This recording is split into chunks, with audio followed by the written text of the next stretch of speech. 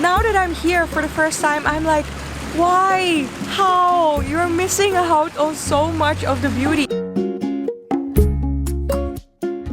For more videos in the future, make sure to subscribe and hit the bell icon to get notifications whenever I post a new video. Before I came to the Philippines, I had never heard much about the history. Now that I've been here, I am just absolutely baffled by the rich history of each and every island actually. I've only been to two, Cebu and Bohol, but each one of them has their own history. Obviously, they also have a joint history. The Philippines has been a Spanish colony for over 300 years. There's 4 people here that's very important. First one is King Humabon. That's actually the king of Cebu. The second one is Lapu-Lapu, the king of Mactan, where the airport is. The third person, which is Ferdinand Magellan. He was a Portuguese, he wasn't a Spanish, by the way. So Spanish-Portuguese, why? Because Spain supported his plan to discover the world is round. So when he came here in Cebu, he actually have a gift as a sign of friendship of Raha Humabon, which is the king of Cebu Island, which is the Santo Niño. Santo Niño is the baby Jesus we have. It's the patron saint here in Cebu. Ferdinand Magellan baptized Raha Humabon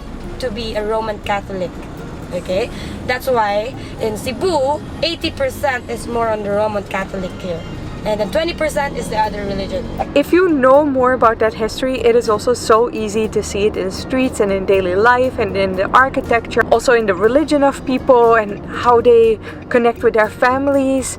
It's amazing. I have to say, I really appreciate the history of the Philippines, and I can 10 recommend you to dive into it when you come here. It would be absolutely one of the biggest mistakes not to dive into the history of the Philippines. Another mistake and recommendation that my tour guide here in Cebu actually gave me: if you are renting a car with a private driver at the airport, please don't take any risks with random drivers. Get somebody who actually has a Department of Tourism license, because if they don't have that license, first of all, they can get fined 250,000 pesos, which is kind of sad for those drivers. Also, if they don't have that license, you are taking a huge safety risk because you literally don't know who you're getting in a car with. So you can also install Grab. That's what I've been using here. It is working quite well, I have to say, although I am mostly paying in cash. The drivers do have change most of the time, so that's good. But if you're renting a private driver, just make sure that they have a Department of Tourism license,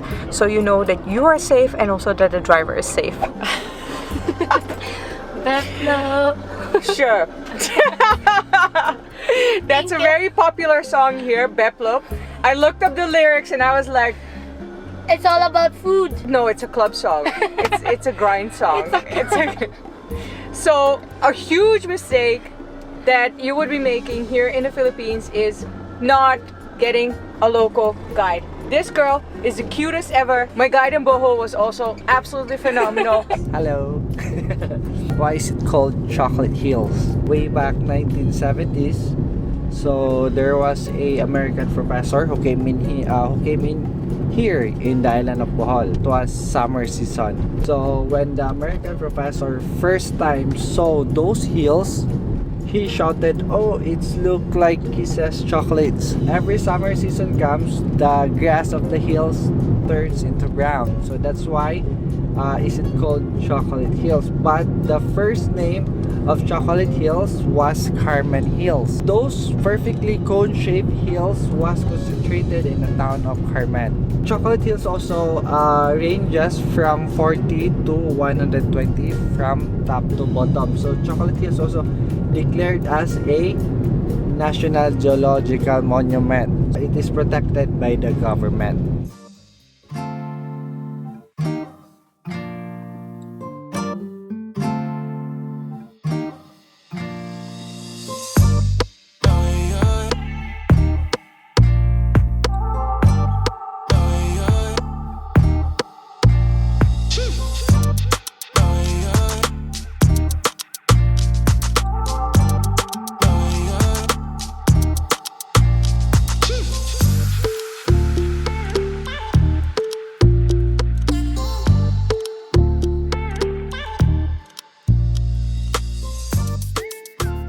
They added literally 10 layers to my trip of fun, knowledge, experience, safety, everything.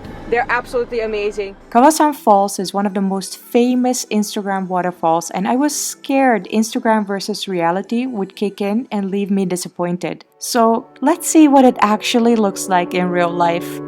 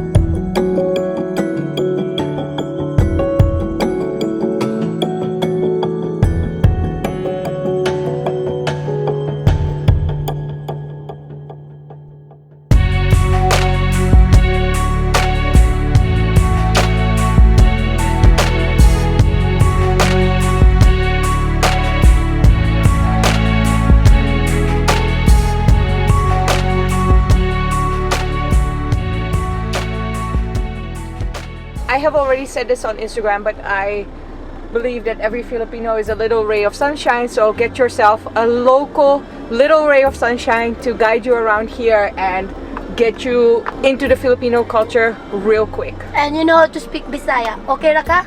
Okay, Rako. She's amazing. That the Philippines is only a budget destination. To be honest, this was my perception because I watched so many Philippines vlogs and they are all about budget travel. There are very rarely any vlogs about luxury travel in the Philippines or even like middle class travel, if we would call it like that. So for me, it was a very, very pleasant surprise to see that the lifestyle of the regular Filipinos is actually really good. I don't see anything lacking here in the Philippines. As a matter of fact, I actually think the Philippines is mad value for money if you like middle class or luxury travel because it is more affordable than, for instance, in the West or, you know, the well-traveled South Asia destinations. It's truly a gem in terms of value for money. Currently, I am staying here in Radisson Blu here in Cebu City. Let me show you around a little bit. It's non-sponsored, by the way. I just want to show you that if you like luxury travel or just comfort travel, the Philippines might be a good idea for you too. A completely opposite mistake is a mistake that I've actually heard from my expat friends who used to live in Singapore and Hong Kong. I always heard their stories of how it was so easy to go to the Philippines on a vacation. But what I also heard from them is that they only stayed at their resorts. Now that I'm here for the first time, I'm like, why? How? You're missing out on so much of the beauty. Even if you just go out for one day, go to Kawasan Falls, go swimming with the whale sharks, maybe even a one-day trip to Bohol, the Philippines really has so much to offer. I'm very surprised how much you can already find on just one island, which is another mistake that I want to talk to you about. Doing too much island hopping. A lot of people who have visited the Philippines experience a travel fatigue because they just go island hopping too much and you get really tired doing that. It is not necessary. As I've shown you in the first impressions of the Philippines video, you can actually already experience so much on just one island in the Philippines. In the past, thinking of island hopping is actually also something that held me back from visiting the Philippines because I thought I needed at least 3 weeks if I would be coming to the Philippines to hop to as many islands as possible. Now that I'm here, I'm realizing that no, that's actually not the way to do it. You can visit the Philippines perfectly under 1 week if you just stick to one island and explore what that island has to offer fully. I promise you, you definitely won't get bored because just on Cebu, I already went exploring the city. I went to a waterfall.